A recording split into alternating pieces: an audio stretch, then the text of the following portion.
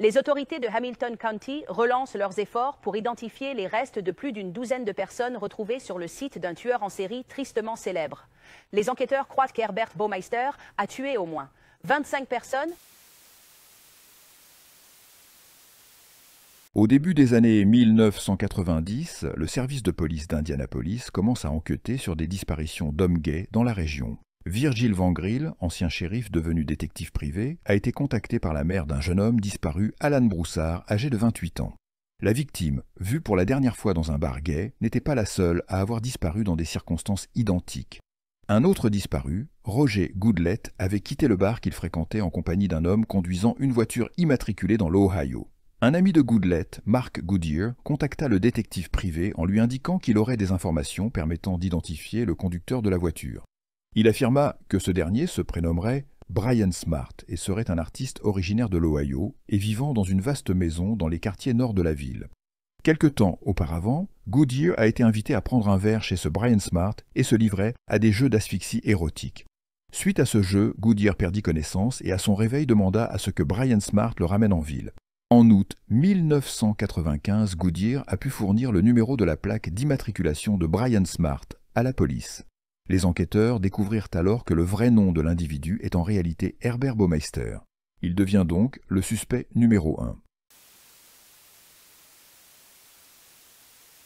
Herbert Baumeister est l'aîné de 4 enfants. MV dans une famille normale, la famille déménage à Washington, ville au sud-ouest d'Indianapolis. Adolescent, il fut diagnostiqué schizophrène, mais ne reçut aucun traitement. Il abandonna ses études à l'université sans obtenir un diplôme. Après ses études, son père, homme influent de la ville, lui trouva des emplois comme coursier ou au BMV, le bureau des immatriculations. Dans son dernier emploi, il fut nommé directeur des programmes, bien qu'il urinait dans le bureau de son patron sans être renvoyé. En novembre 1971, il épousa Juliana Setter, enseignante dans une école de journalisme. Le couple eut 3 enfants, Marie, Eric et Emily. Suite à son licenciement de la BMV, Baumeister cumula les emplois jusqu'à être embauché dans une brocante. Il réalisa le potentiel de cette activité et décida d'ouvrir son propre commerce nommé Save a Lot Thrift, qui peut se traduire par Faites des économies. Le magasin devient très vite en vogue et les Baumeister gagnèrent environ 50 000 $ la première année. Ils décidèrent alors d'ouvrir un second magasin. En 1991, ils achetèrent une propriété luxueuse dans le comté de Hamilton, dans la banlieue nord d'Indianapolis. Cette maison possède 4 chambres, une piscine et une écurie. Le tout sur un terrain d'une superficie de 7,3 hectares. Cette propriété, elle est baptisée Fox Hollow Farm. Bel achat. Félicitations. Mais en réalité, le couple connaissait des problèmes conjugaux depuis plusieurs années et se sont séparés à de nombreuses reprises.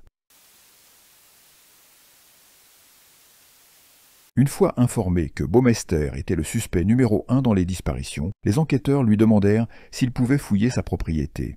Évidemment, Baumeister et sa femme refusent toute perquisition. En 1994, suite à la faillite de son commerce, le couple décide de divorcer.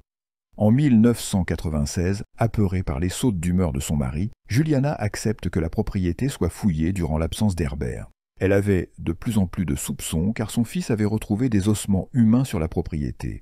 Les fouilles ont alors permis de retrouver 5500 fragments d'os et de dents calcinées. Ils appartenaient à Roger Goodlet, Stephen Hale, Richard Hamilton et Manuel Ransendez.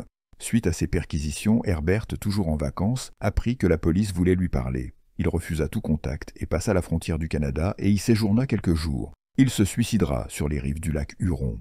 Il laissa une lettre racontant ses problèmes de couple, ses problèmes financiers, mais rien par rapport au meurtre.